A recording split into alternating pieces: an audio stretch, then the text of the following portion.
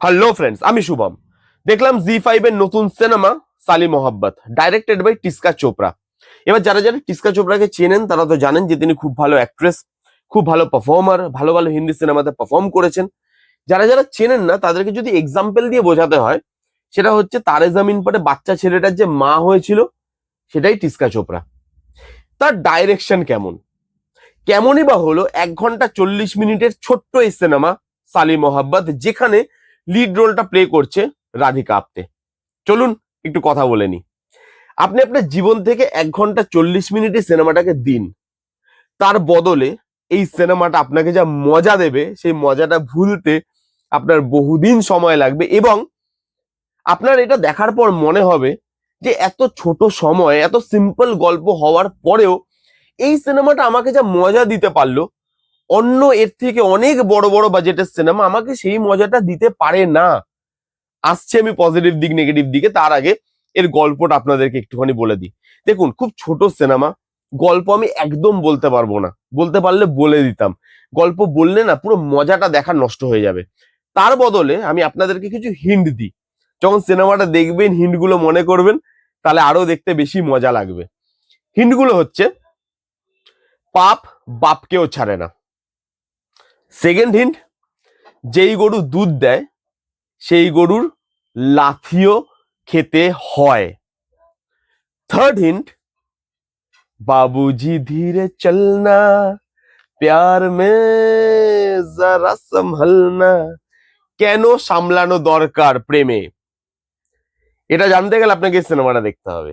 এইবার যদি এই সিনেমাটার পজিটিভ দিক নিয়ে কথা বলি, প্রচুর পজিটিভ দিক আছে। প্রথমত, এই সিনেমাটার গল্প যে সাবজেক্টটাকে নিয়ে ডিল করে, যে গল্পটা বলতে চাইছে, গল্পটা সিম্পল। আমি অবভিয়াসলি বলতে পারছি না গল্পটা, বা গল্পটার কোনো আভাসও দিতে পারছি না, রিভিল হয়ে যাবে এই ভয়, আপনাদের মজাটা নষ্ট হয়ে যাবে সেই ভয়। কিন্তু গল্পটা সিম্পলের মধ্যে খুব ভালো গল্প। এরকম ধরনের গল্প হয়তো আপনার মনে হবে এর আগে আপনি অনেকবার দেখেছেন, কিন্তু এই গল্পের পরিণতিটা আপনার জন্য কোথাও চমক। গল্পটা খুব ভালো, যেই গল্পটা নিয়ে ডিল করছে সেটা ভালো, এবং স্টোরি টেলিংটা খুব ভালো করা হয়েছে।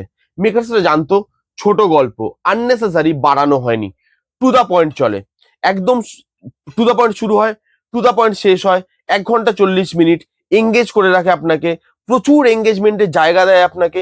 আপনাকে প্রত্যেকটা মোমেন্টে কিছু না কিছু প্রোভাইড করতে থাকে, টুইস্ট এন্ড টার্নস দিতে থাকে, এবং সেই জিনিসগুলো 1 ঘন্টা 40 মিনিট আপনাকে বেঁধে রাখে। কোথাও আপনাকে বোর ফিল করায় না, কোথাও ওয়েস্ট করে না আপনার টাইম, কোথাও আননেসেসারি জিনিসপত্র দেখায় না। এখানে রাধিকা আপ্তের সঙ্গে আপনি ইমোশনালি কানেক্ট করতে পারবেন, ওই ক্যারেক্টারটা যা যা করছে সেগুলোর সঙ্গে আপনি ইমোশনালি কানেক্ট করতে পারবেন। খুব সুন্দর ইমোশন ওয়ার্ক করে এখানে। আর এই সিনেমার ব্যাকবোন হচ্ছে পারফরমেন্স।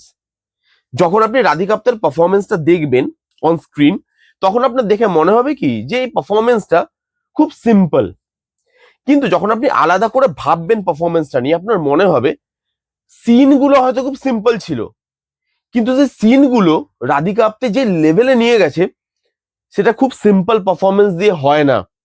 দেখতে পারফরমেন্সটা সিম্পল লাগছে, কিন্তু পারফরমেন্সটা সিম্পল নয়। আউটস্ট্যান্ডিং পারফরমেন্স দিয়েছে প্রত্যেকটা জায়গায়। খুব কম কথা বলে রাধিকা আপ্তে, যেখানে যেখানে কথা বলছে না তার এক্সপ্রেশন দেখুন, যেখানে যেখানে কথা বলছে তার প্রত্যেক কটা ডায়লগে পজ দেখুন, তার একটা ডায়লগের পর আরেকটা ডায়লগে গ্যাপ দেখুন, তার চোখের চাহনি দেখুন, আপনি ফিদা হয়ে যাবেন তার পারফরমেন্সে। দিব্যেন্দু আছে, আউটস্ট্যান্ডিং পারফরমেন্স দিয়েছে দিব্যেন্দু। সৌরাসিনী আছে, সৌরাসিনী মৈত্রা, খুব সুন্দর পারফরমেন্স দিয়েছে, সাটেল পারফরমেন্স। ওই ক্যারেক্টারটার কাজ আছে, আননেসেসারি খালি গ্ল্যামারের জন্য নিয়ে আসা হয়নি। অনুরাগ কাশ্যপ আছে, সেও খুব ভালো পারফর্ম করেছে। প্রত্যেকে এখানে পারফরমেন্সে জাস্ট চূড়ান্ত লেভেলে নিয়ে চলে গেছে পারফরমেন্সটাকে, খুব সুন্দর। Look and feel rooted, rooted look and feel দরকার ছিল, রুটনেসটা প্রোভাইড করা হয়। ডাইরেকশন খুব সিম্পল, ডাইরেকশন এরকম নয় যে ডাইরেকশনে প্রচুর কিছু করার চেষ্টা করেছে। এখানে কন্টেন্টটা আসল, এখানে কন্টেন্টটাকে মেকার সব থেকে আগে রাখতে চেয়েছে। ডাইরেকশন খুব সিম্পল, ডাইরেকশনে খুব বেশি পাকামো করা হয়নি, খুব বেশি নতুন কিছু করব সেই চেষ্টা করা হয়নি। সিম্পল গল্প, simple direction, rooted look and feel, ভালো বিজিএম, ভালো সাউন্ড ট্র্যাক, তার সঙ্গে ভালো কালার টোন, এই সব কিছু দিয়ে একটা খুব ভালো প্যাকেজ তৈরি করা হয়েছে, যেটা আপনাকে চমক দেয়। বিশেষ করে লাস্টের 10 মিনিট আপনি চমক পাবেন। লাস্টের 10 মিনিটে যা যা হচ্ছে সেই জিনিসগুলো আপনাকে ওই সারপ্রাইজটা প্রোভাইড করতে পারে। এর পার্ট 2 বেরোবে, সেই জায়গা ছেড়েছে, কিন্তু একটা ঠিকঠাক জায়গায় এই সিনেমাটাকে শেষ করে দিয়ে গেছে, তারপর পার্ট 2 বার করছে। এরকম নয় একটা নর্মাল জায়গায় জিনিসটাকে শেষ করে দিলাম, পার্ট 2 এর জন্য সব গল্প লুকিয়ে রাখলাম, সেটা করেনি। পার্ট 2 আসবে, পার্ট 2 এর জন্য হাইপটা বজায় থাকে যেখানে শেষ হয়, কিন্তু পার্ট 1টাকে একটা ভালোভাবে ক্লোজার দেয়, তারপর পার্ট 2 এরা আনতে চেয়েছে। সেই জিনিসটা ভালো, এবং পার্ট 2 দেখার জন্য আমি মুখিয়ে বসে আছি। এখানে গাছ এবং রাধিকা আপ্তের সম্পর্ক, এগুলোর মধ্যে যে বন্ডিং তৈরি করা হয়েছে, এগুলোর মধ্যে যে ডায়লগ লেখা হয়েছে, সেগুলো ভালো। প্রত্যেক কটা ক্যারেক্টার যেভাবে চেঞ্জ হচ্ছে, যেভাবে নিজের অধিকারটা বুঝে নিতে শিখছে, সেই জিনিসগুলো আপনাকে একটা ফিল গুড ভাইব দেবে। আপনার মনে হবে এদের সাথে এরকমই হওয়া উচিত, সেই জিনিসটা আপনাকে দেয়। ক্যারেক্টারগুলো সিম্পল, গল্পটা সিম্পল, কিন্তু এই ক্যারেক্টারগুলোর পরিণতিটা সিম্পল নয়। এর থেকে আর বেশি বলবো না। এই ছিল মোটামুটি পজিটিভ দিক। এবার যদি নেগেটিভ দিক নিয়ে কথা বলি, খালি আমার দুটো জিনিসই নেগেটিভ লেগেছে। কিছু টুইস্ট অ্যান্ড টার্নস ওয়ার্ক করে, কিছু টুইস্ট অ্যান্ড টার্নস ওয়ার্ক করে না। কিছু টুইস্ট অ্যান্ড টার্নস প্রেডিক্টেবল, এবং সেটা মেকার্সরা ইচ্ছা করেই বলে দিয়েছে আপনাকে। যখনই টুইস্টটা দিচ্ছে তখনই আপনাকে, বা তার আগে থেকেই আপনি বুঝতে পেরে যাবেন যে হ্যাঁ এটাই হতে চলেছে। কিছু কিছু জায়গায় সেটা ফিল হয়। আরেকটু লেন্থটা বাড়িয়ে লাস্টে গিয়ে যদি পুরো টুইস্ট অ্যান্ড টার্নস গুলো একের পর এক আসতো, আরো রসিয়ে রসিয়ে জিনিসগুলোকে একটু আরো ভালোভাবে কুক করতে পারতো, তাহলে আমার মনে হয় অডিয়েন্স আরো বেশি মজা পেত। কিছু টুইস্ট অ্যান্ড টার্নস প্রেডিক্টেবল হয়ে যাওয়ার জন্য আপনার কিছু কিছু জায়গায় মনে হয় যে ভাই এই জায়গাগুলো না একটু কাঁচা থেকে গেছে, আরেকটু ভালোভাবে টুইস্ট অ্যান্ড টার্নস গুলো ভালো ছিল, কিন্তু প্রেডিক্টেবল যদি আরেকটু না করা যেত তাহলে বেশি ভালো হতো। এবং আননেসেসারি অ্যাডাল্ট্রি দেখিয়ে দিয়েছে, যেটা আমার মনে হচ্ছে যে দরকার নেই।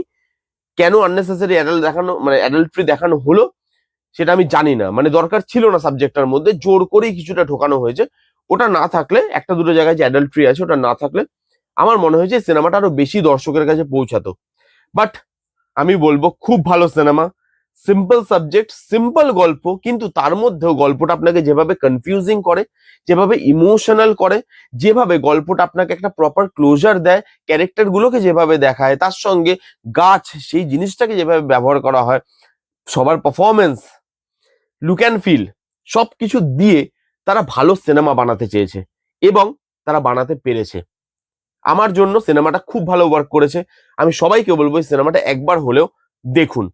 এই ছিল সালিম মোহাম্মদ বলে সিনেমাটার রিভিউ। কারা কারা দেখেছেন কমেন্ট করে জানান যে আপনাদের কিরকম লাগলো। যারা যারা দেখেননি জানিয়ে দেখুন কেমন লাগলো রিভিউটা, জানাতে ভুলবেন না। ভালো লাগলে please give it a Thums up, like করবেন, কমেন্ট করবেন, শেয়ার করবেন, চ্যানেলটাকে মাস্ট সাবস্ক্রাইব করবেন। দেখা হচ্ছে নেক্সট কোনো ভিডিওতে। ততক্ষণ bye bye, take care and be safe.